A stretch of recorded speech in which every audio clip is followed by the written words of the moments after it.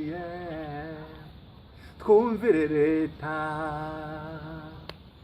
leta yacu y'ubumwe. Twumvire leta, leta yacu y'ubumwe.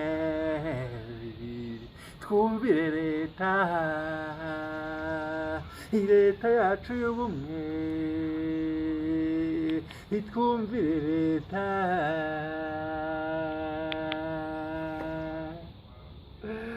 Yes, Teacher Kabondo. My name is Teacher Kabondo nk'ibisanzwe. Ubu ngubu ndi kwitoza ukuntu mu minsi mike nzaba ndi kwigisha abanyeshuri banjye. Ciao.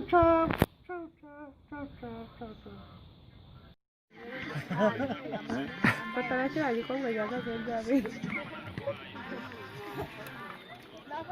Umuhanzi wacu Ken wa Marere kubarya picture. Mwenye muryango wacu Fotora n'amabere yikorera. kwa ameze gama. N'urwibutso.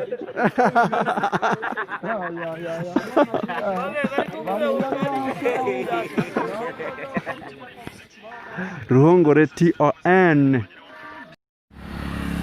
Halo. Yego rutiri we. Uri he? Iki gihe naguhamagariye. Uri tayari? Ka kazi kabonetse muri Kigali. Uri tayari? Tugende ejo saa moya. Uzabe wabonetse kandi tugomba gufata urugendo rw'amasaha 3 muri Kigali ntago byoroshe. Yego. Sawa.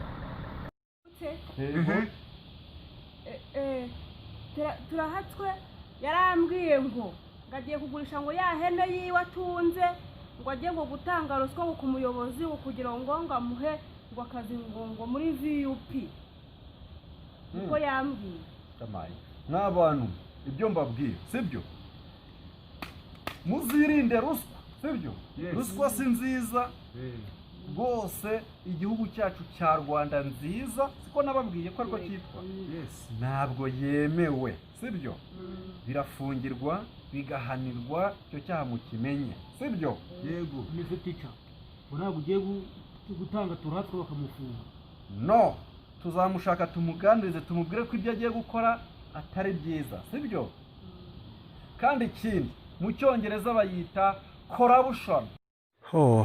Inzira yanjye ni ndende sinayivuga ngo nyirangize.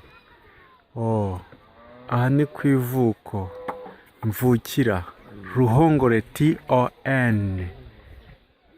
Inzira yanjye ni ndende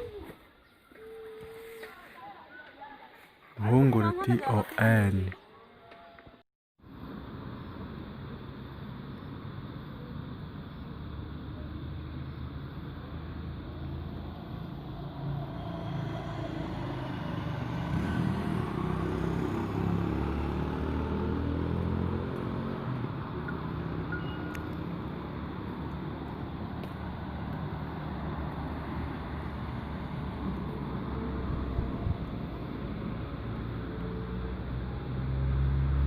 Nemizi Teacher Kabondo dukurikire kuri channel YouTube channel Ruhongore TON.